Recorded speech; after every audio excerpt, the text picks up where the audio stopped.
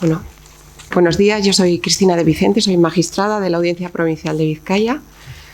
La verdad es que impone estar aquí. Alguien ha dicho que parecen unas mini cortes constituyentes, y esa es la impresión que tengo al veros sentados en los sillones de terciopelo, todos ahí. Bueno, comenzamos esta mesa que se llama Estado de Derecho y Unión Europea, aproximación a la situación polaca.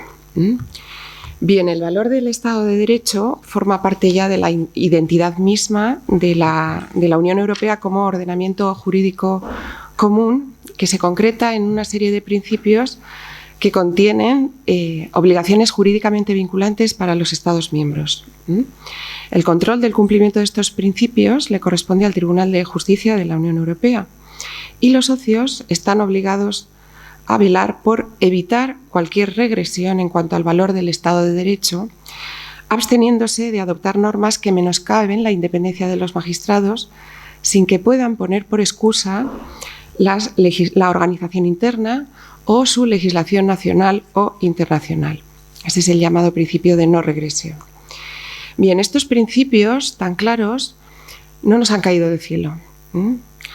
Son consecuencia de la situación polaca. Por un lado, de la lucha judicial que emprendieron los magistrados polacos por defender su independencia ante los tribunales, y por otro lado son consecuencia de la decisiva intervención de las autoridades comunitarias para garantizar el cumplimiento de los valores de la Unión. Para hablar de la defensa del Estado de Derecho en el marco de la Unión Europea, contamos hoy con dos protagonistas de esta historia, que por momentos es una historia, como veremos, trepidante, y que nos va a llenar de ilusión a todos por continuar la labor de estos magistrados. Por un lado, os presento al presidente de la Comisión de Asuntos Jurídicos del Parlamento Europeo, don Adrián Vázquez, que creo que ha sido el presidente más joven, ¿verdad? Ya me lo han quitado ese récord, pero... Te lo han quitado. Bueno, pues nada.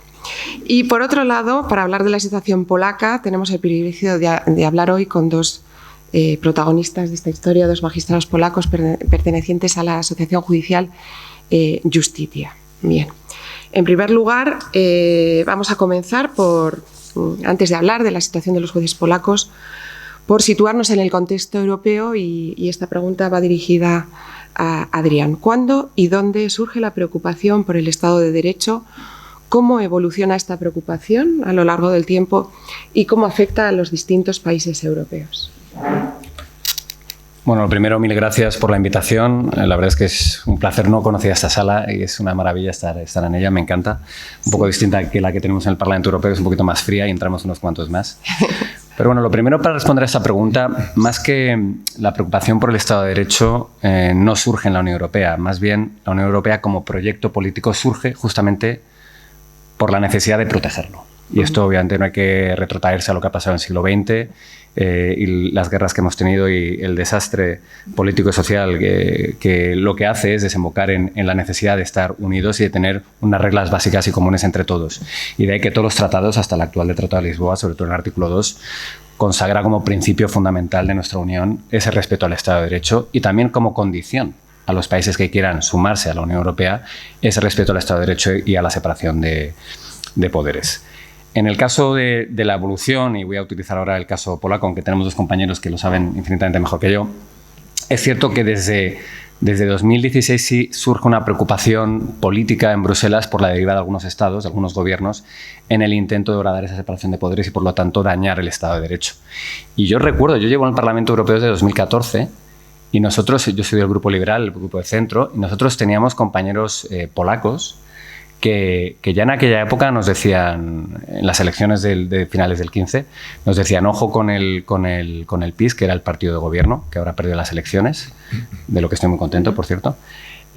Ojo con lo que están haciendo, ojo con las propuestas que traen, tened mucho cuidado porque lo que están intentando es tener un control total de las instituciones. Y es cierto que nosotros estamos atentos a lo que pasa en todos los países, sobre todo por los compañeros, pero no le dimos tanta importancia. Dijimos, bueno, tampoco será para tanto, es una democracia ya plena, la democracia polaca, viene de un gobierno conservador que no lo ha hecho mal. No le dimos tantísima importancia. Sin embargo, luego empezamos a ver en los primeros meses de ese gobierno, que recuerdo que fue el primer semestre del 16, los primeros cambios que empezaban a hacer en el judicial con preocupación. Y ahí es cierto que desde la política primero y luego desde la comisión se empezaron a demandar ya soluciones y una presencia activa de Europa, algo que no se había hecho nunca. Por eso yo creo que tardamos tanto, porque no se había hecho nunca. Tampoco voy a deciros cuántos hubo, pero para que nos hagamos una idea, ya sabéis que en España ha habido ya un debate sobre el Estado de Derecho en España, sin resolución, que tuvo lugar en el pasado pleno. En el caso polaco hubo, si no me equivoco, desde el 2016, el primero fue en abril del 16, y si la memoria no me falla, ha habido 13 debates y 9 resoluciones. Es decir, que es una cosa larga, tediosa, complicada, pero que tienen que pasar muchas cosas antes hasta que realmente haya una reacción de la Comisión. Y ese es, para mí, el ejemplo que tenemos que tener muy en cuenta para no volver a cometer el mismo error de tardar tanto. Es mucho mejor poner la venda antes que la herida empiece a sangrar demasiado. Con el caso de Hungría, también es otro de los elementos, es algo distinto, es la progresiva concentración de poder en el gobierno, la progresiva persecución de medios de comunicación que no sean afines, la persecución de asociaciones, ONGs, incluso universidades, y también el intentar amordazar a la oposición política.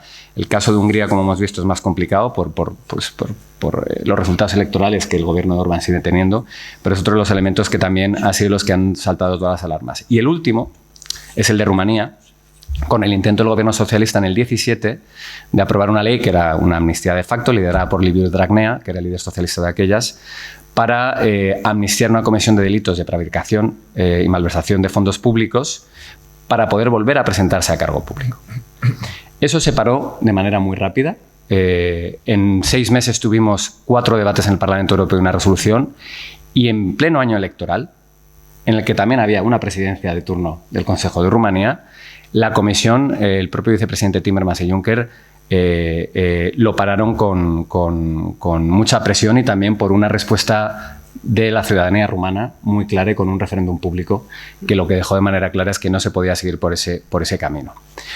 Ahora, obviamente, vemos algo muy parecido, porque el caso rumano se trataba de una ley de impunidad penal impulsada por los mismos políticos que se iban a beneficiar de ella. Y estoy seguro que a muchos de la sala esto no suena, por desgracia.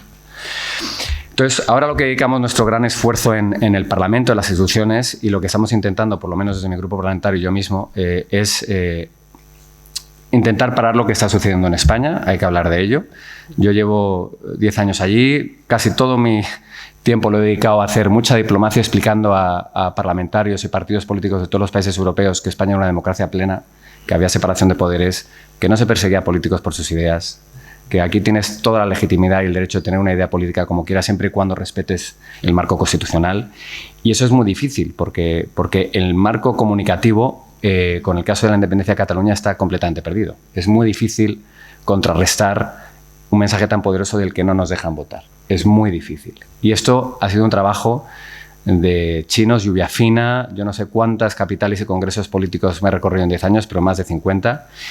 Y justo después de que hayamos hecho eso con el Partido Popular, con el Partido Socialista, ahora tenemos que decir lo contrario. Ahora llevamos 3 meses que la gente no entiende muy bien qué sucede, que la gente no entiende muy bien por qué hay parlamentarios socialistas que han intentado poner todas las trabas posibles para que haya fugados de la justicia que no puedan tener un acta parlamentaria y que ahora expliquen lo contrario y les legitimen como interlocutores válidos para formar un gobierno. Eso ya así de claro, porque esta es la situación que tenemos. Entonces, para que España, que no está ni por asomo en el punto en el que llegó a encontrarse ni Polonia ni Hungría, pero podría estarlo, nuestra responsabilidad es hacer preguntas que son incómodas, que tenemos que transmitir, pero que tenemos que ponerlas en la opinión pública. Y para mí la primera es porque hace 8 años saltaron las alarmas con las maniobras polacas para controlar desde el gobierno el Consejo Nacional del Poder Judicial. ¿Por qué saltaron las alarmas y no están saltando ahora, ¿no? Porque está la Unión Europea preparada para la incomodidad del Poder Judicial, para los planes de un gobierno y sus pactos con un fugado, y el siguiente paso sea otra vez intentar cambiar la ley de elección del Consejo Nacional del Poder Judicial, porque recordemos que cuando intentaron reducir la minoría parlamentaria fue la Comisión Europea quien lo paró. Van a intentar, por ejemplo, eliminar la posibilidad de esa cuota del Senado, por poner un ejemplo. Eso también es un escenario al que nos tenemos que enfrentar y que puede suceder. ¿Por qué la Unión Europea ha actuado ante la impunidad de la corrupción en Hungría y no habría de hacerlo también cuando en España se han rebajado las penas de delito en la tipificación de delitos de malversación? Eso contraviene directamente la legislación europea activa aprobada en 2017 sobre malversación de fondos. O sea, hay muchas preguntas que por desgracia tenemos que plantear sobre nuestro propio país y que es muy difícil que se responda. Y ya termino, que me estoy alargando un poco. En también dar el mensaje de que si la Comisión Europea ahora parece laxa o blanda, es porque también la Comisión Europea tiene que ser prudente y que esto es largo y que tampoco puede actuar de manera muy expeditiva hasta que no haya una ley. Entonces, lo que está haciendo ahora la Comisión, que es grave, suficientemente grave, es llamar a consulta a un ministro de Justicia, que fue ayer. Esto no es una cosa normal. No se llama consultas a ministros de Justicia habitualmente. Esto ya es, la gravedad ya es supina. Y a partir de aquí, esperar, analizar y hacer las preguntas pertinentes cuando una ley como la futurible ley de amnistía sea aprobada, y ahí ya sí que empezará el reloj de la cuenta atrás ante las posibilidades y acciones que pueda tomar la Comisión y las instituciones europeas si se sigue ordenando el Estado de Derecho en nuestro país. Muy bien, Adrián. Muy buena introducción al contexto en el que nos vamos a situar ahora. Bien, vamos a Polonia y yo quería empezar porque nos hagáis una breve referencia a vuestra propia biografía. ¿Dónde habéis nacido? ¿Por qué sois jueces? ¿Qué antigüedad teníais? ¿Cuánto tiempo llevabais en la carrera judicial cuando empieza esta crisis polaca en el 2015? Lucas, Carolina, sí. Sí.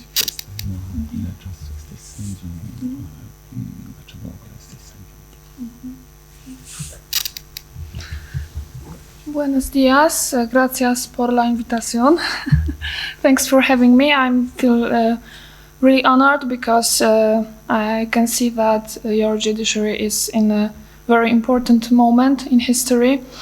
My name is Karolina Rokita. I'm a judge since 2016, so it's not a very long time. Why I wanted to be a judge? Well, I made my degree in law and just want to go on with the education. And my father, my uncle advised me to have judicial training because it was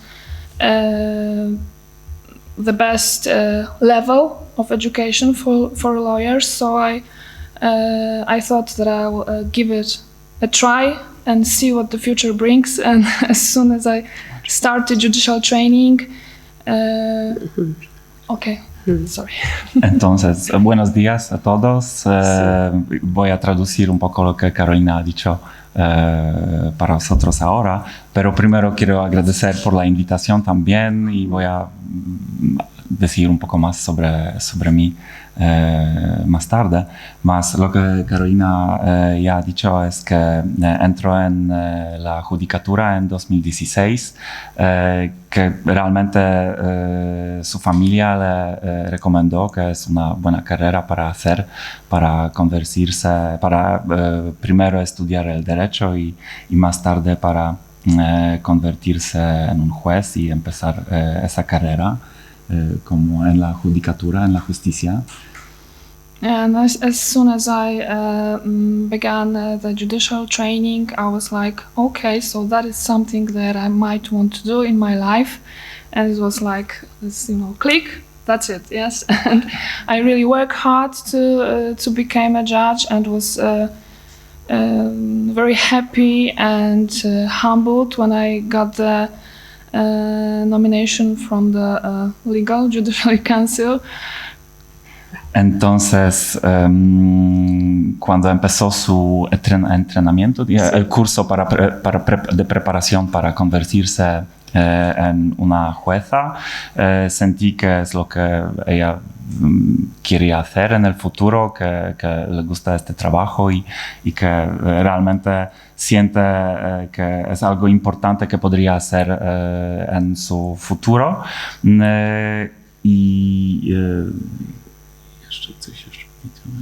Ciężko pracowałam.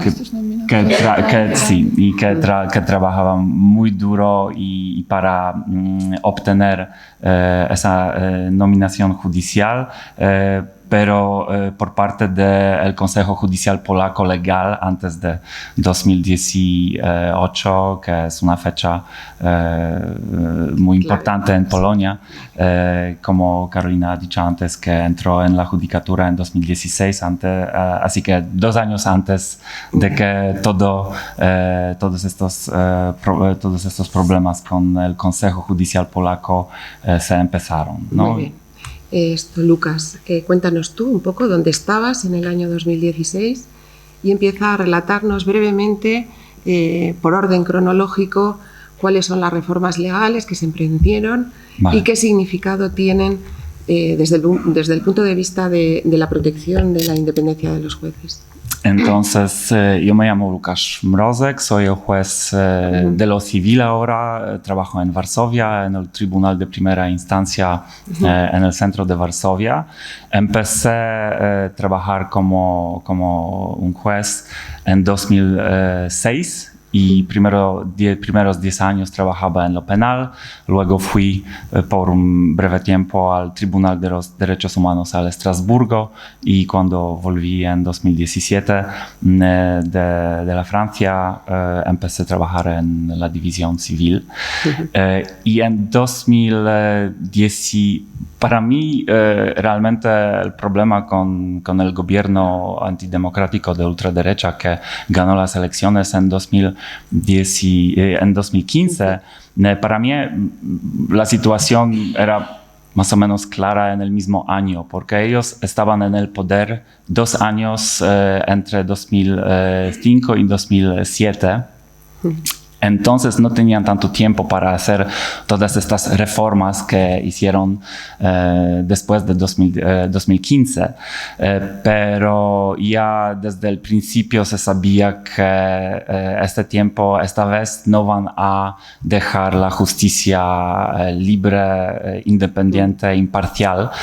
Porque, por ejemplo, yo estaba trabajando en un caso criminal desde 2012 a 2015 que empezó con una sentencia contra los altos oficiales del partido político que luego formó un gobierno. Y cuando nosotros, juntos con 2 colegas, porque estábamos trabajando nosotros los 3 en este caso, cuando dimos nuestra sentencia en marzo de 2015, el nuevo presidente de Polonia, electo, que estaba elegido en la primavera del mismo año, les indultó en octubre o septiembre del mismo año para que pudieran formar el futuro gobierno y el presidente les indultó antes de que la sentencia fuera firme, ¿sí? Que es contra la Constitución polaca. Y entonces cuando escuché al presidente polaco en la tele diciendo exactamente sus palabras eran que decidió indultar a estos políticos porque quería liberar el tribunal polaco del problema de este caso, que decidió que va a liberarnos de nuestro trabajo realmente, que era súper divertido, que yo pensaba que, bueno, yo entré en la justicia para trabajar y no para ser liberado del trabajo, ¿no? Realmente.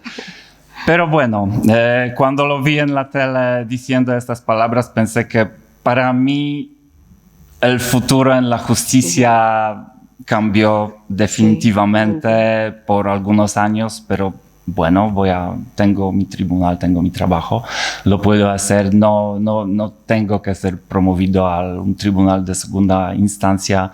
En estos tiempos puedo esperar para los tiempos más seguros, más democráticos, puedo decir. Bueno, pues vamos a empezar a hablar de ese recorrido. Vale. La primera ley que tú recuerdas del año 2015, que te llama la atención, que supone, bueno, una llamada roja, una alerta sobre lo que está ocurriendo. ¿Qué ley es esa? Pues, ¿qué supone para vosotros? Todo empezó con la fiscalía realmente, porque con los fiscales no es tan difícil la situación entre los fiscales es más fácil de cambiar comparando con los tribunales, porque los fiscales no tienen tanta seguridad, no tienen tantas garantías en su trabajo. Entonces el gobierno cambió totalmente la estructura de los fiscales, cambió los nombres de todos los niveles de los fiscales y en el mismo tiempo haciéndolo promovió a los fiscales que estaban trabajando junto con el gobierno y estaba como disminuyendo o apartando, bajando los fiscales de los cargos más altos a los cargos más bajos, a estos que estaban trabajando en los casos criminales contra el gobierno, contra los políticos de PiS. Y entonces pensé que también había situaciones que los fiscales que no tenían miedo todavía y estaban intentando empezar los casos anticorrupción, anti los políticos que estaban abusando del poder, pues estaban suspendidos, por ejemplo, o movidos por ejemplo, del Varsovia, donde trabajaban y vivían con sus familias, a las ciudades más lejos de Varsovia para trabajar en un nivel fiscalía más bajo, ¿no? Vale. Perdona que te interrumpa, yo creo que sería bueno que nos aclararas qué papel tiene la Fiscalía, porque en Polonia los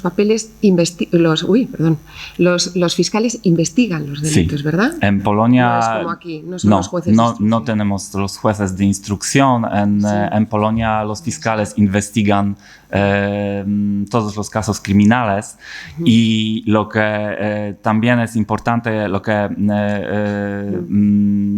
el gobierno de PiS cambió al principio de crear el nuevo gobierno en 2015 era juntar el cargo de ministro de la Justicia con el cargo del fiscal general de todos los fiscales en Polonia. Entonces, ¿Esto se hizo a través de una ley o simplemente por la vía de hecho? No. Lo hicieron por la ley. Por la ley. Sí. Y entonces el ministro de la Justicia era también responsable, era el jefe de todos los fiscales en Polonia. Y os lo digo que él estaba decidiendo si algún caso criminal debería estar empezado o que algún caso criminal debería estar terminado. Era decisión completamente política. Muy bien. Bien, vamos a ir avanzando porque tenemos poco tiempo. Vale. ¿Qué pasa en el año 2016? Brevemente. ¿Tenéis este problema con el Tribunal Constitucional? Sí. Toca nombrar, ¿no? Definitely the Constitutional Tribunal was the first court that was a victim of a new government because before Law and Justice Party won the election, the prior government chose 3 judges for tribunal, and it was according to law. But when Law and Justice came to form the government, they didn't took those judges to tribunal, but they chose the new ones themselves. Yeah. So basically... I'm sorry, I forgot about that. Sí, lo que está diciendo Carolina, allí el Tribunal Constitucional tiene 15 jueces, ¿verdad? Sí. Se eligen de 5 en 5. Entonces eligieron la parte que tocaba en ese momento, que eran 5 magistrados, ¿verdad? Sí. De esos 5 magistrados, 3 no habían tomado posesión y cuando entra el nuevo partido, elimina a esos 3 que ya estaban elegidos y pone en su lugar otros 3 magistrados en el Tribunal Constitucional de nueva elección del partido, ¿verdad? Exactamente. Dice Carolina que esto es el primer órgano víctima de estas maniobras de interferencia en la labor judicial. Sí. Bien, seguimos adelante. ¿Qué pasa en el año 2017, Lucas? En 2017 se empezó, el gobierno de PiS creó 3 proyectos de las leyes, uno del Tribunal Supremo, otro del Consejo Judicial Polaco y el tercero de los Tribunales Generales en Polonia. En 2017 empezaron también contra estas leyes, estos proyectos, empezaron las protestas enormes en Polonia porque era el momento donde nosotros sabíamos que teniendo los fiscales que estaban o trabajando con el gobierno o haciendo nada porque temieron que van a perder su trabajo. Tuvimos ya la situación en el Tribunal Constitucional que luego, por ejemplo, en el caso Xeroflor contra Polonia en el Estrasburgo, en el Tribunal de los Derechos Humanos en Estrasburgo, estaba confirmado que el Tribunal Constitucional formado de esta manera en Polonia no está establecido propiamente y que no puede dar sentencias que van válidas en Polonia y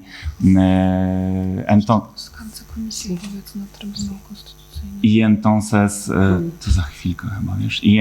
en 2017 tuvimos estos 3 proyectos de leyes que estaban, como todos los proyectos conectados con la justicia, estaban trabajados en el tribunal, en el parlamento muy rápidamente. Tenéis que tener en cuenta que todas estas leyes entraron en vigor en la mayoría de los casos en una semana después de que empezaron a trabajar en ellos en el Parlamento, porque el gobierno de PiS desde 2015 hasta 2019 tuvo la mayoría en la Cámara Baja en el Parlamento, en el Senado, y tuvieron su presidente, claro. Entonces, por ejemplo, en la noche colgaron un proyecto de la ley en la página del Parlamento. En la mañana, por la mañana, la Cámara Baja del Parlamento ya estaba votado esa ley. Luego, al mismo día, la ley va al Senado. Están votando a favor de esta ley y el presidente polaco estaba firmando esa misma ley el mismo día o el día siguiente. Era tan rápido el proceso. Y estas 3 leyes de 2017 eran las leyes que si entraron en vigor completamente de esta manera que estaban proyectados, daban al gobierno de PiS total control en la justicia. En el Tribunal Supremo, Tribunales Generales y también el Consejo General del Poder Judicial polaco. Bien. Estas 3 leyes de las que estás hablando, hay una de ellas que rebaja la jubilación de los magistrados del Tribunal Supremo de 70 a 65 años, pero permite al presidente de la República decidir cuáles de esos magistrados pueden prorrogar su jurisdicción hasta los 70 años. Sí. Eso es así y era una forma un poco de limpiar el Tribunal Supremo de los jueces elegidos propiamente y para poder elegir a sus jueces del Tribunal Supremo para todos estos puestos vacíos. Pero tenemos que añadir que de esta ley por el impacto que la Unión Europea entonces ya tuvo en Polonia, esta ley no entró en vigor. Sí, era el primer momento donde el gobierno donde el gobierno de PiS como tuvo unos pasos atrás. Y sí, esa ley de bajar la edad de jubilación de los jueces en el Tribunal Supremo no entró en vigor, ¿no? Y eso sí, era gracias al impacto de la Comisión Europea, de esa presión que, bueno, en 2017, 2018 no la sentíamos no era tan intensa, pero puedo decir que ya ha empezado. Sí. Había un apoyo. Sí, bien. Seguro. Luego está la ley que modifica el sistema de elección de los miembros del Consejo General de la Judicatura, que hasta entonces, me parece que tiene 25 miembros, 15 eran jueces elegidos por los jueces. Sí. Y al mismo momento el mandato legal de los vocales judiciales que en ese momento estaba en vigor es interrumpido por esta ley instantáneamente. Y digamos que el tiempo del funcionamiento de este órgano está establecido en la Constitución. Sí, así que 5 años, lo ¿no? que el gobierno, eran 5 años, y lo que el gobierno del PiS hizo era, por la simple ley, cortó este tiempo que era en la Constitución y que no se puede cambiar por la ley simple, y para crear un nuevo Consejo del Poder Judicial polaco con los jueces, 15 jueces elegidos por el Parlamento, como creo que funciona aquí. En España. Luego vamos a hablar un poquito de qué valor le dais, qué impacto tiene en vuestro sistema judicial este cambio de sistema. Impacto porque gravísimo. Gravísimo. Bueno, luego hablamos de eso, porque nos interesa mucho en España conocer vuestra opinión. Claro. Porque, claro, sois actores, indispensables para conocer qué pasa cuando se cambia de un sistema a otro. Tenéis un montón ¿Qué de pérdidas jueces ocurren ahí, sí, que se pierden? Claro. Bueno, seguimos adelante con este periplo legislativo y tenemos una ley del Tribunal Supremo que crea 2 salas, ¿verdad? Sí. Una sala disciplinaria y una sala de revisión extraordinaria y asuntos públicos. Sí. Vale. ¿Qué pasa? ¿Qué importancia tiene esta sala disciplinaria y esta sala... Carolina, si nos quieres decir, ¿qué importancia tiene esta sala disciplinaria? Izba Kontroli Nadzwyczajnej. Sí. Jak powstała, jaki ma wpływ na funkcjonowanie wymiaru sprawiedliwości w Polsce? So the disciplinary chamber was made of, as we call them, neo-judges, so judges appointed by this illegal judicial council. So this choice was completely of political nature. And un momentito. Quiere decir que esta sala disciplinaria estaba completamente formada por jueces elegidos por el nuevo Consejo General del Poder Judicial creado por el gobierno. And this chamber was made basically just to punish the judges that were passing decisions according to law, that were executing the decisions of European courts, and that made decisions that were not nice to the governing party. The best example is Judge Tuleya, Muy bien. which you know, I guess. Sí. Nos dice Carolina que esta sala de asuntos disciplinarios lo que hace es permite sancionar a los jueces por sus decisiones judiciales, y que la máxima expresión un poco de esta lucha que tiene ahí el gobierno con estos magistrados díscolos, digamos, sería el magistrado Igor Tuleya, ¿verdad? Sí. Judge Tuleya was suspended for about 2 years. almost 2 years, and his salary was cut up to 40%. But the effect was that not only Polish courts but also European courts said the decisions that the disciplinary chamber is not a court established by law. And the ECJ passed the decision, interim measure, which obliged Poland to cancel this chamber, and there was a financial penalty for €500,000 a day. So the final was it's about €2 billion. Sí. Bien, lo que está diciendo Carolina es que este magistrado, por estas decisiones que tomaba, fue suspendido de empleo durante 2 años y reducido su salario en un 40%, ¿verdad? Sí. Después, estas decisiones fueron impugnadas por el propio magistrado, que planteó una cuestión prejudicial, y resueltos al final de la forma que luego diremos. Esta sala fue desmantelada porque se impuso al gobierno polaco una multa de, creo que era medio millón de euros diaria. Sí. Y finalmente, tras algunas vicisitudes, esta sala fue desmantelada. Bueno, vamos a seguir adelante. Esta cancelada, sala... pero tenemos que añadir, esta sala era cancelada, pero el mismo gobierno de PiS creó nueva sala que se llamaba un poco diferente, pero sigue trabajando, sigue funcionando hasta ahora. Sí. La sala de revisión extraordinaria, ¿qué nos puedes decir así muy, muy brevemente? Porque tenemos que dar paso a Adriana ahora mismo, de esta sala de revisión extraordinaria. Y de esta ley que crea nuevas infracciones disciplinarias y sanciones que permiten castigar a los jueces por plantear cuestiones prejudiciales. Pues esta sala primero está formada completamente como la sala disciplinaria también por los, como les llamamos neojueces, entonces jueces elegidos en este procedimiento erróneo, inválido por la nuevo Consejo Judicial polaco, y es importante que el gobierno de PiS dio a esta sala el derecho de decidir la validad de todas las elecciones y referéndums en Polonia.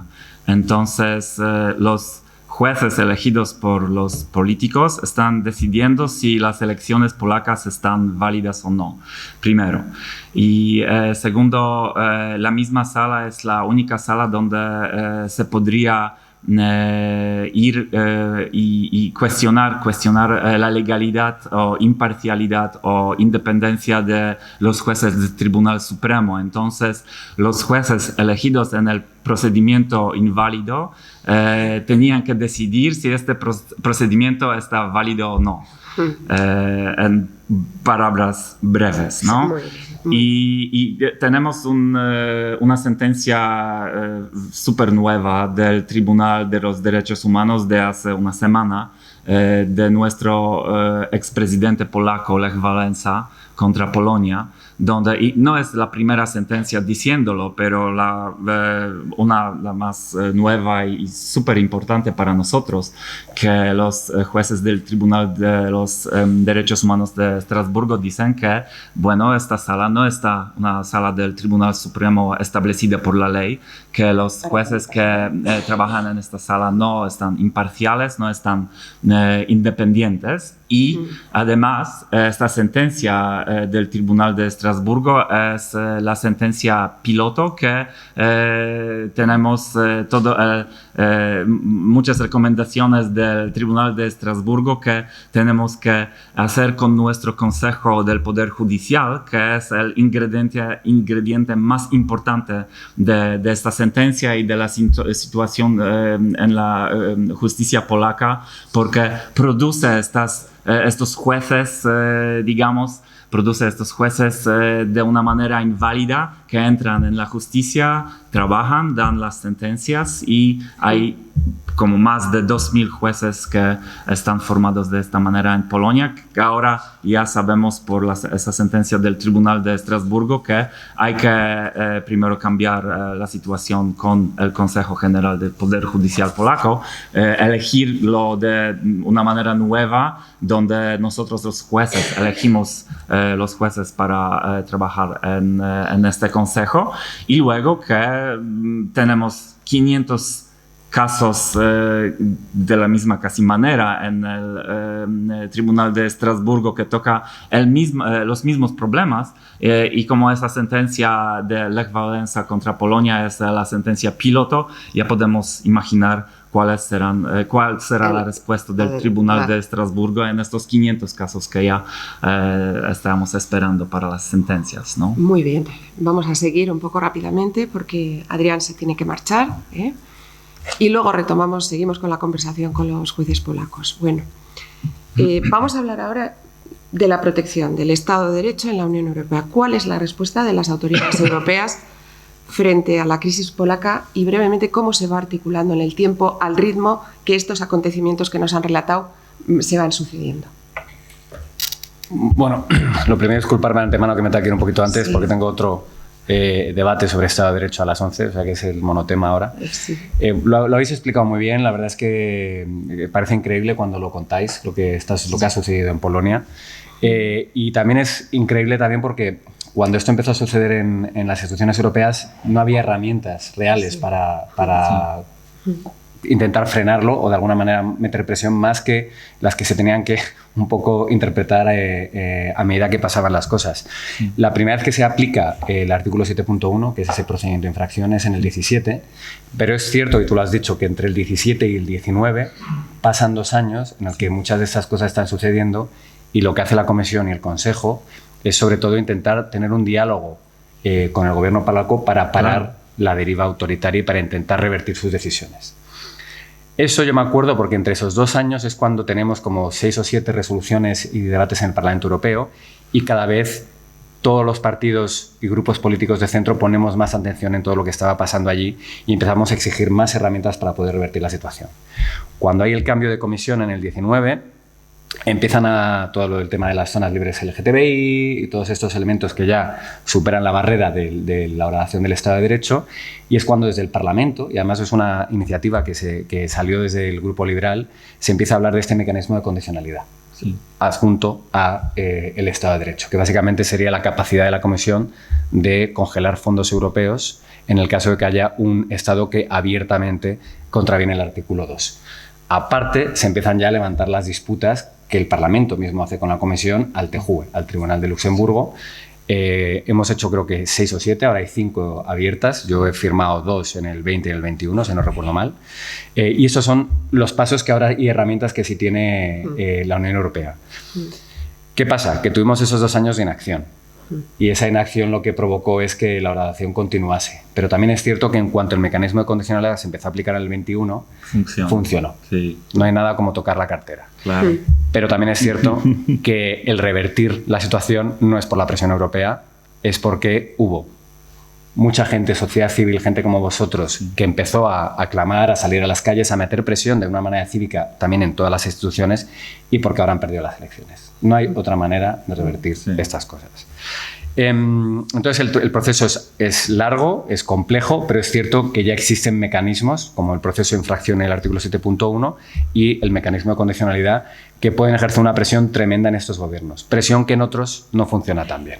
El caso de Hungría es paradigmático. Se ha metido una presión absoluta, llevan congelados sus fondos casi 2 años, no de manera completa, sino que va por piezas, y aún así, pues, por ejemplo, en las últimas elecciones pues, han sacado una mayoría absoluta. Y aquí es donde la parte política entra en juego.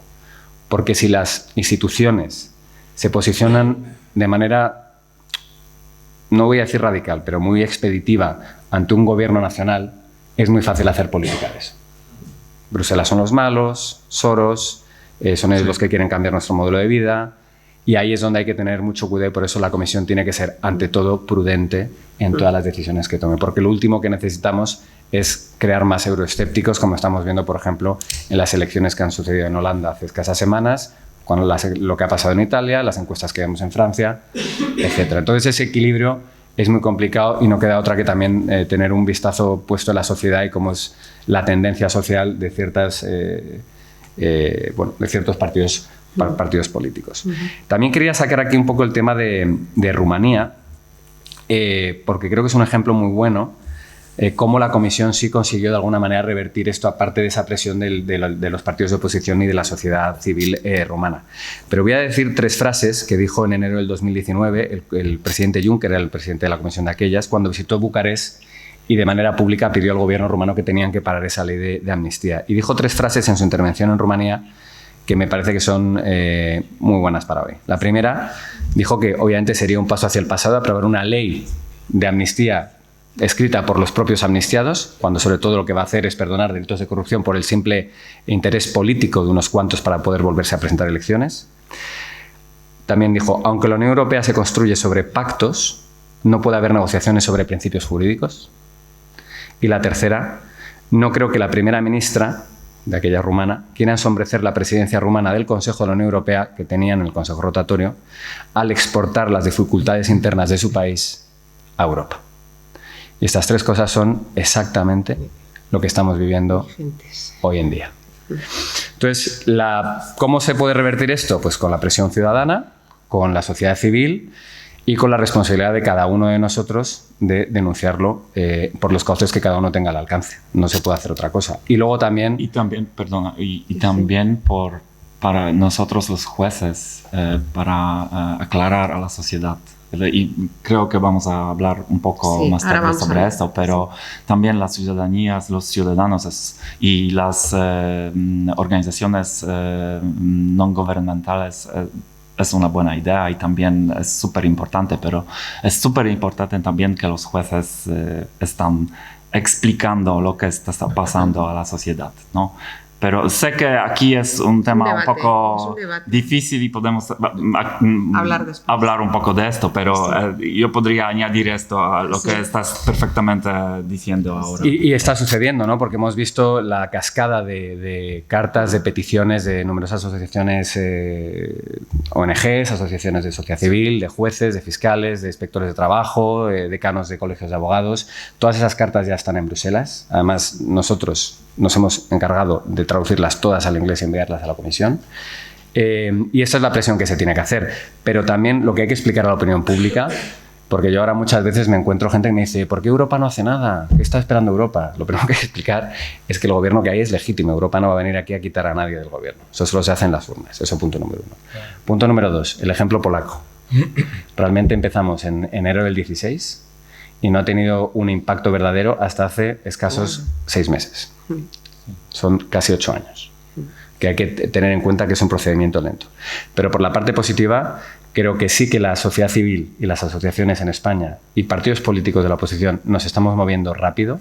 Hemos tenido este primer debate sin que la ley siquiera exista, es decir, nos hemos adelantado siguiendo el caso polaco y no hay que parar de hacer esta presión en absolutamente todas las instituciones y en todos los estamentos en que tengamos capacidad de hacerla. Muy bien, pues muchísimas gracias, Adrián. Nos quedamos con ganas de seguir hablando contigo y de que nos cuentes el punto de vista de las instituciones europeas. Sabemos que te tienes que marchar, así que te despedimos ahora y continuamos con los jueces, ¿vale? Muchas gracias. Sí. Gracias, encantado. Gracias, sí. Gracias. Vale.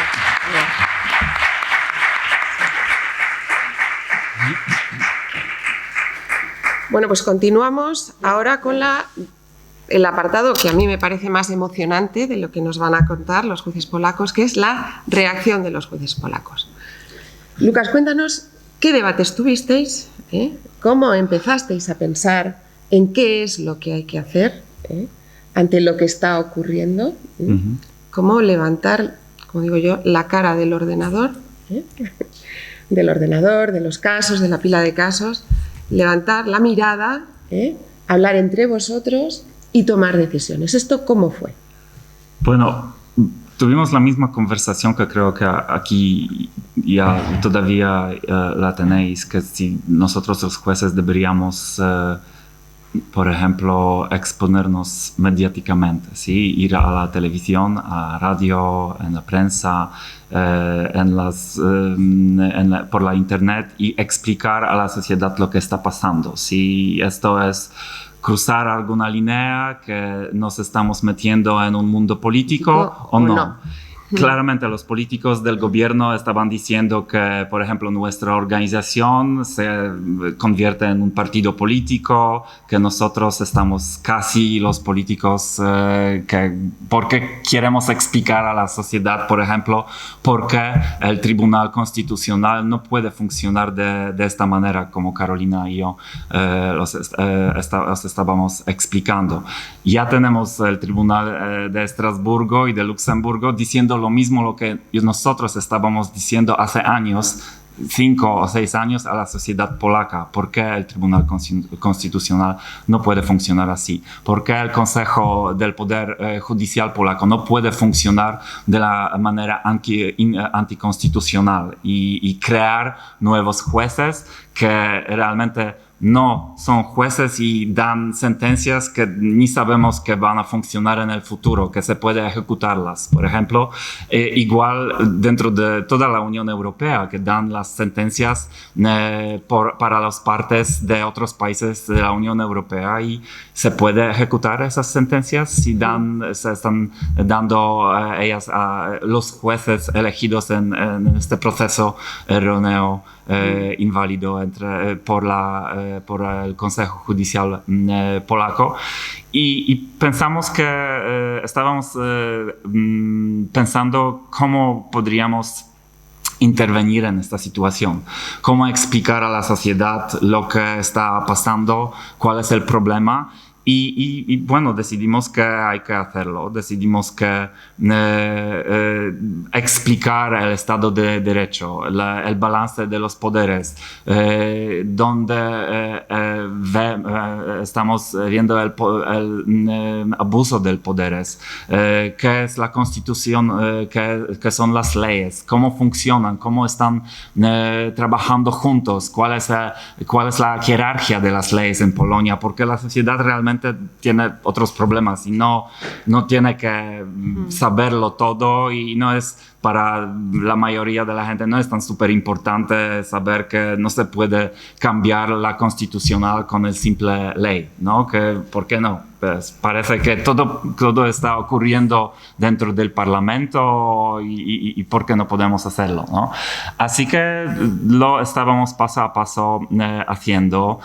Nuestra exposición mediática, y ahora voy a pasar la palabra a Carolina que lo explica un poco, estaba aumentando cada año más, y ahora Justicia parece como una organización no gubernamental muy grande que está en todos los medios posibles, así que voy a pasar la palabra ahora para Carolina que lo explique un poco más. Sí. Carolina es la encargada de comunicación y redes sociales de la Asociación Judicial de Justicia. Bueno, ¿cuál es tu trabajo, Carolina? We are very active as association in all kinds of media, so I can give you a little bit of numbers so you can pick up the scale. Last year we have almost 800 materials in media. Our Facebook page is 73,000 followers. Instagram 8,500 of followers, and Twitter, now X, 27,000 followers.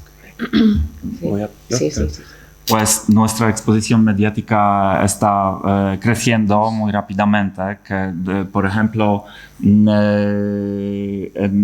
el año último, en 2022, tuvimos más que 700 materiales en los medios, en la radio, en la prensa, en la televisión, y son los materiales que la mayoría de ellos nosotros estamos creando, así que nosotros vamos a la televisión, nosotros vamos a la radio, nosotros vamos en la prensa y estamos respondiendo a las palabras, estamos aclarando las cosas, estamos explicando lo que está pasando en Polonia con el Estado de Derecho, con las proposiciones de las leyes que estaban cambiando la justicia polaca, que nuestras cuentas en el Facebook tenemos como más que 70,000 seguidores y hace 10 años era como la mitad de esto. En Instagram como casi 10,000 seguidores, en Twitter casi 30,000 seguidores, ¿no?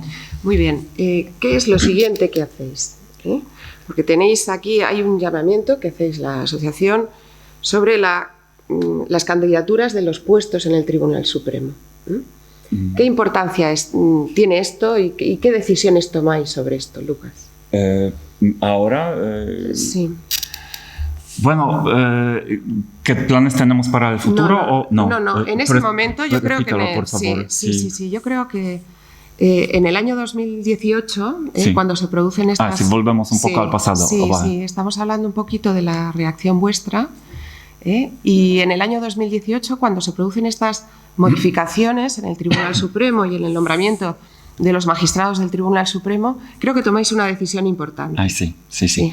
Bueno, nosotros estábamos los primeros que creamos los casos que fueron al Tribunal de Estrasburgo y Luxemburgo, porque bueno, la sociedad no estaba tan consciente en este tiempo lo que está pasando, y el proceso de elección de los jueces al Tribunal Supremo a estas nuevas 2 salas era, bueno, inválido, porque ya tuvimos el Consejo General de Poder Judicial elegido completamente por los políticos en el Parlamento.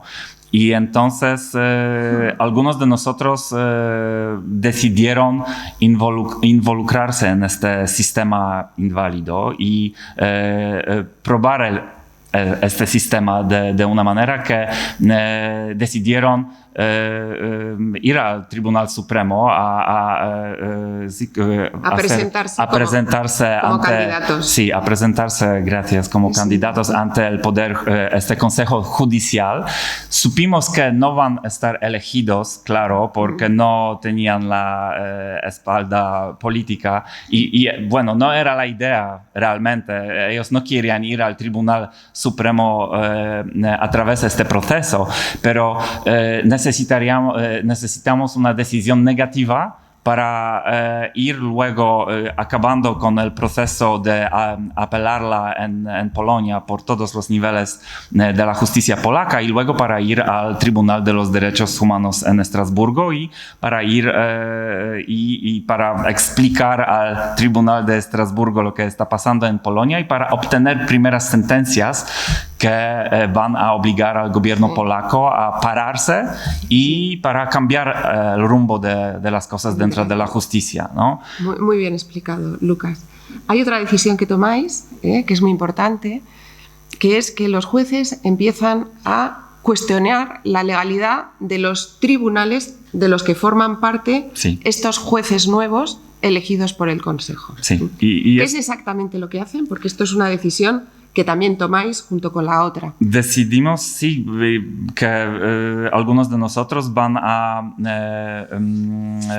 hacer preguntas prejudiciales al Tribunal de Luxemburgo, preguntando si los tribunales establecidos de esta manera por el poder, el Consejo Judicial elegido por los políticos, y entonces si los jueces elegidos de esta manera son realmente jueces y que dan las sentencias válidas y eran las primeras preguntas prejudiciales que se van al Luxemburgo, preguntas hechas por nuestros colegas Sí. y que dan las primeras decisiones del Tribunal de Luxemburgo diciendo que el proceso está inválido, que no hay imparcialidad e independencia de los jueces en Polonia, de los jueces establecidos elegidos en este procedimiento, y que entonces tenemos un problema estructural en Polonia y que hay que hacer algo, hay que cambiarlo, ¿no? Sí, estos jueces que cuestionan estas decisiones son generalmente jueces de nivel de apelación, que cuestionan los veredictos, las sentencias de primera instancia, dictadas por jueces elegidos por el nuevo Consejo. Sí. Y también jueces que están en salas de apelación, en las que son 3 magistrados, y alguno de estos 3 magistrados está elegido por el nuevo Consejo, ¿verdad? Esto es así. Bueno, los que estaban cuestionando el proceso eran los elegidos en el proceso legal antes de... Claro, sí, claro, en el proceso legal. Pero quiero decir que tiene un nivel de cuestionamiento del sistema muy, muy elevado y muy difícil de hacer por parte de un juez. Claro, sí, porque afrontan... Porque eso implica suspender el procedimiento.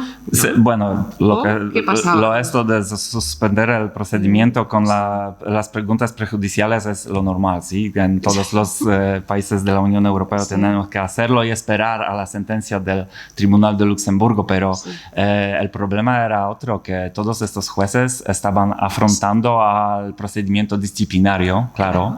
Algunos de ellos estaban suspendidos con el salario reducido de 5 a 40%, como Carolina ha dicho también antes.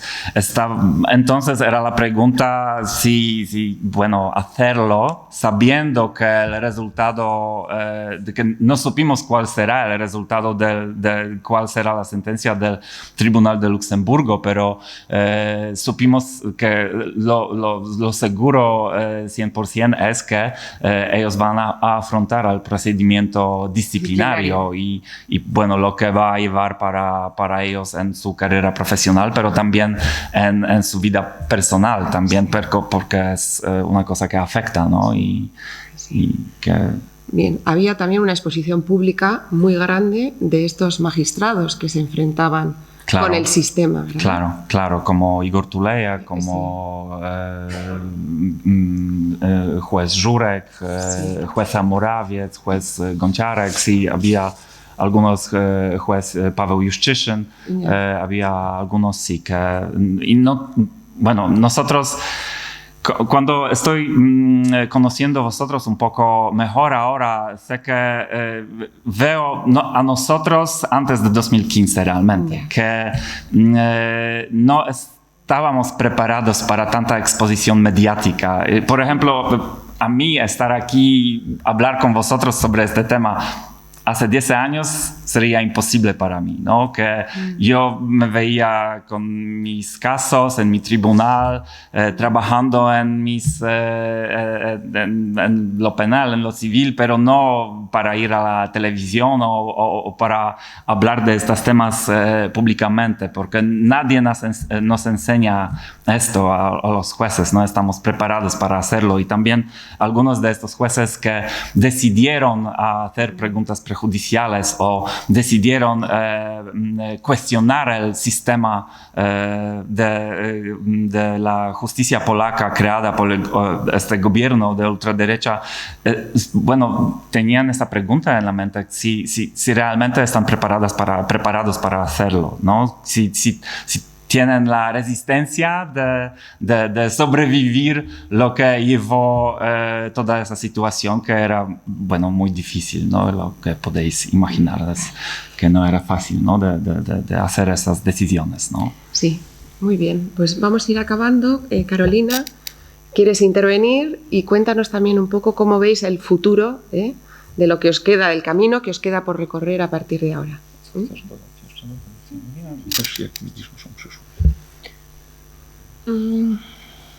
What I want you to know is that we all are European judges, and we have to stand for European values. So do not hesitate to be vocal about these values, because when we have fire in one European home, we probably have this fire in a second and third and fourth. So we gotta stick together. We have to support each other, and I strongly believe that our association will give you the best support we can to share our experience. Entonces, Carolina quiere decir que todos somos jueces europeos y que tenemos, bueno, estar juntos y ayudarnos unos a otros, que tenemos que estar juntos para afrontar todos estos problemas con el Estado de Derecho y división de los poderes, que seguramente justicia va a ayudaros en el futuro si decidís que hay que hacer algo con el sistema judicial en España, que deberíamos estar vocales, que deberíamos, no deberíamos estar pasivos ante lo que está sucediendo, por ejemplo, ahora en España también, ¿no? Con la ley de amnistía, con la situación con el Consejo General del Poder Judicial, que nosotros los jueces deberíamos explicar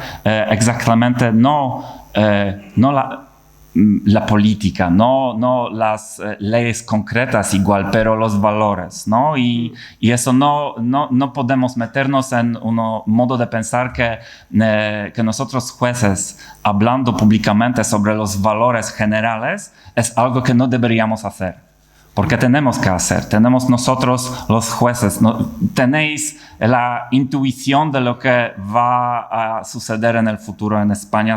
Estoy seguro que vosotros los jueces lo tenéis en la mente, ¿no? ¿Qué puede suceder con la ley de amnistía? ¿Qué puede suceder si el Consejo General del Poder Judicial sigue siendo así, de la misma manera como es ahora desde hace mucho tiempo, ¿no?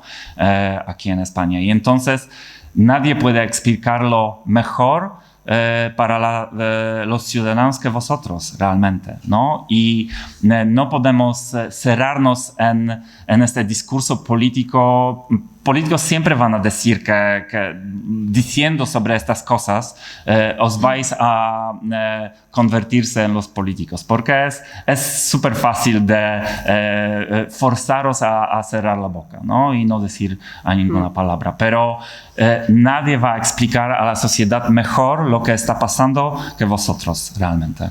Pues muchísimas gracias, Lucas y Carolina. Aquí vamos a cerrar la intervención. Gracias. Sí, creo que si algún miembro del público quiere hacer alguna pregunta, 2 o 3 preguntas, tenemos tiempo para hacerlas.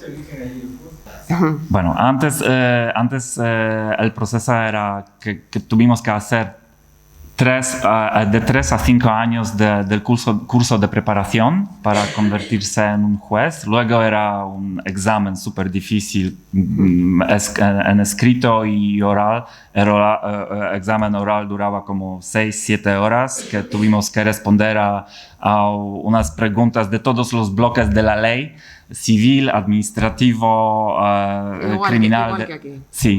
Y un examen que yo no quería hacer otra vez en mi vida, realmente, que es algo que te daña un poco. Traumático. Sí, es muy traumático, pero cuando lo superas, entonces te conviertes en un juez, como diciendo juez junior judge, podría decir, como un juez que está haciendo casi todo que un juez regular puede hacer. No todo, porque todavía está practicando, preparándose para estar juez como general.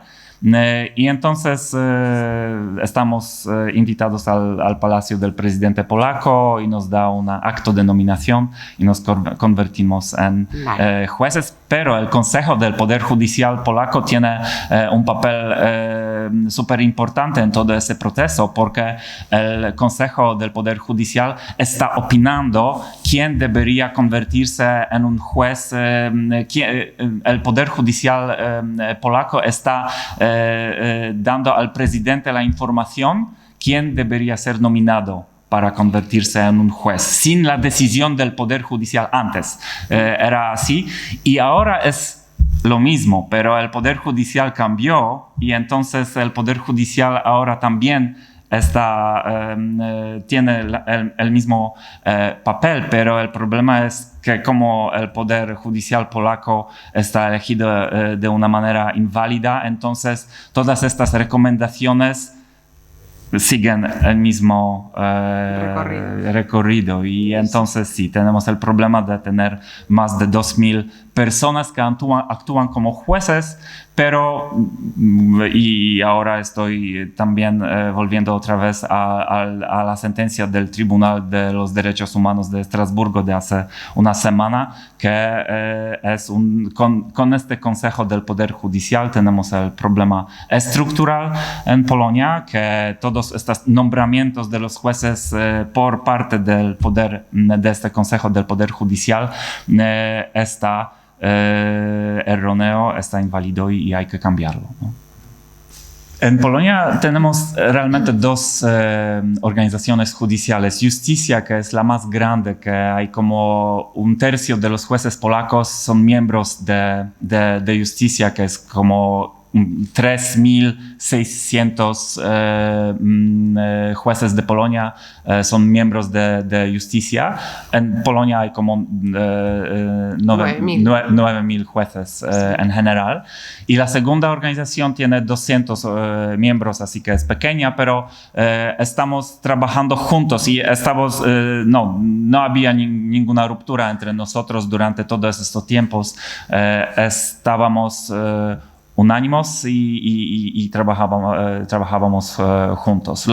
La ruptura era solo entre los jueces elegidos en el proceso legal antes de 2018 y estos que ya están recibiendo el acto de nominación después de la creación de este Poder Judicial polaco, este Consejo del Poder Judicial polaco por el Parlamento.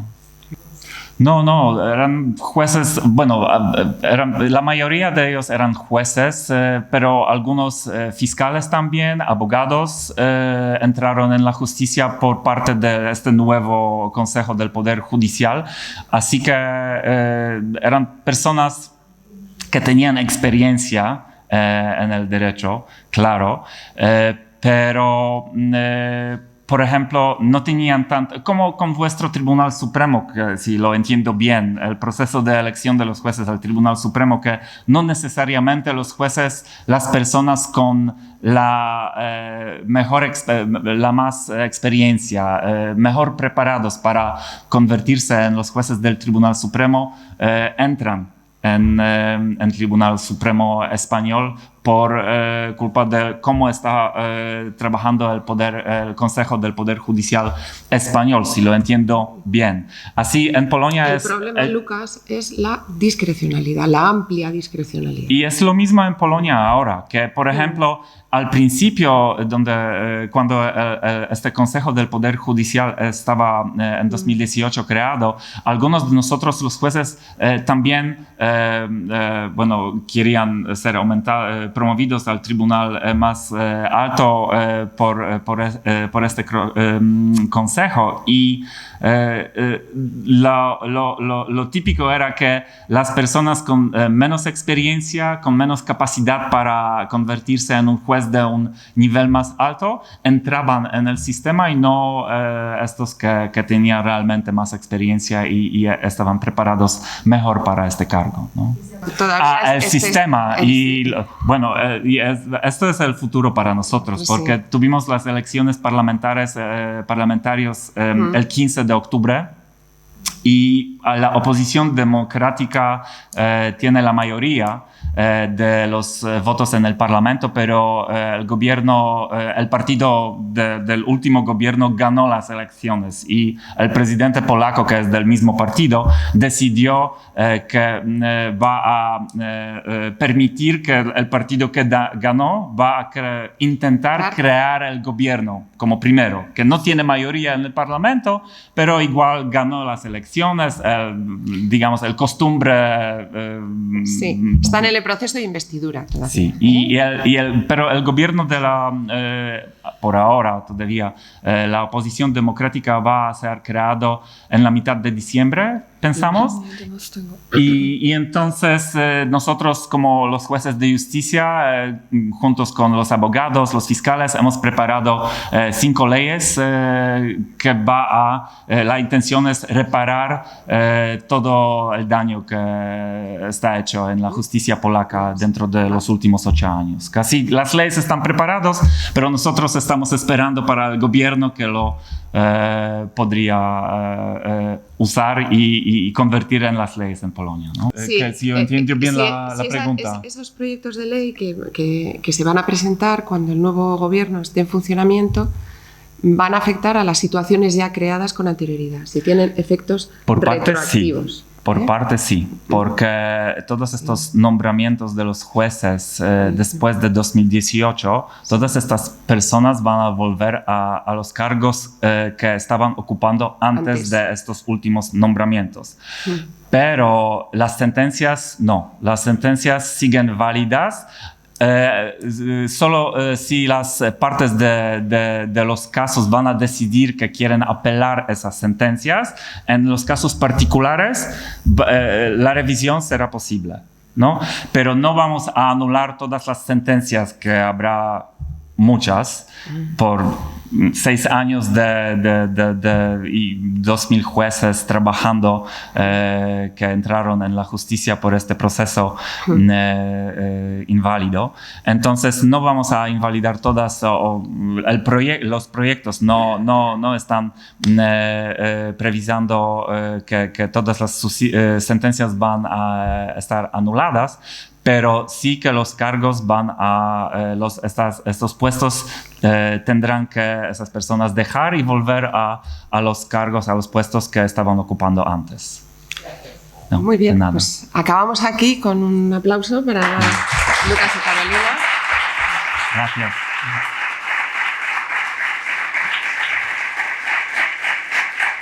Gracias.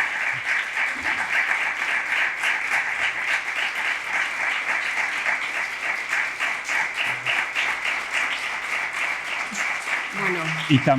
Y también para Cristina, que realmente trabajó mucho tiempo para organizarlo y para poder que nos vemos, que hablamos, que intercambiamos nuestras experiencias, ¿no? Bueno, nosotros no queremos finalizar sin que os llevéis a vuestro país nuestro agradecimiento, ¿eh? Entonces hemos preparado una pequeña cosita, para que os acordéis de nosotros. Vale. Sabemos que cuando un juez tiene miedo, los ciudadanos no pueden dormir tranquilos. Sí. La independencia del Poder Judicial no es un privilegio de los jueces, sino es un derecho de los ciudadanos. Trabajamos por y para ellos.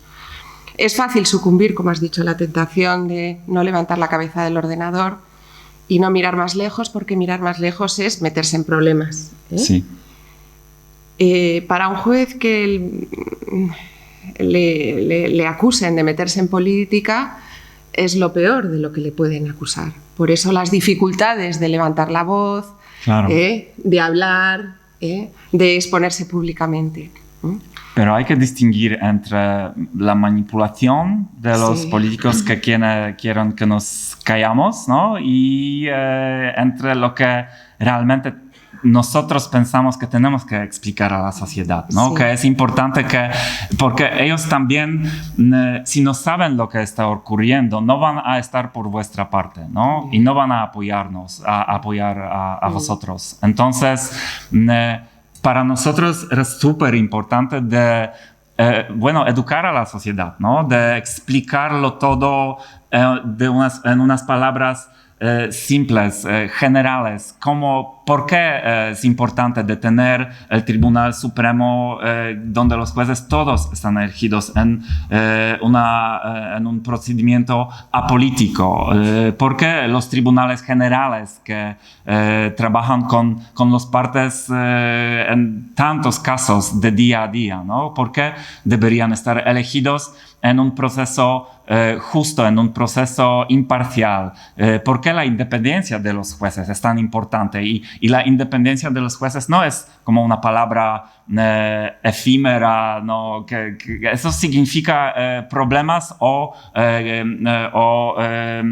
ganancias para la sociedad, ¿no? Eso pienso. Así que deberíamos tenerlo en mente, que explicar, hablar con los ciudadanos es una cosa crucial para que vosotros también tenéis por vuestra parte a la gente que va a entender por qué estáis cuestionando algunas leyes, ¿no? ¿Por qué estáis diciendo lo que estáis diciendo, ¿no? Muy bien. Voy a acabar con nuestro agradecimiento, Lucas. De nada. No, era un placer realmente para intercambiar las ideas. Sí, voy a acabar diciendo que os habéis enfrentado a este desafío que hemos visto que ha sido grandísimo, poderosísimo, con una sola arma, que es el derecho, sí. La convicción de que sois jueces europeos. Sí, como que, sí. Me parece que las palabras de Carolina son la clave. Sí. Creemos en lo que hacemos, creemos en lo que ponen las sentencias del Tribunal de Justicia de la Unión Europea. Entonces, bueno, nosotros nos llevamos este legado en forma de principios fundamentalísimos que ya están escritos y que, si no hubiese sido por vuestra lucha, no formarían parte de la jurisprudencia europea que todos estamos obligados a aplicar. Lo que pasa en una casa puede pasar en otra, esto lo ha dicho Carolina y es un mensaje muy importante.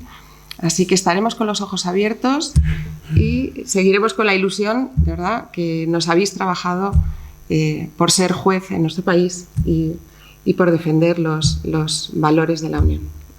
Gracias. Bueno, pues vale. Sí.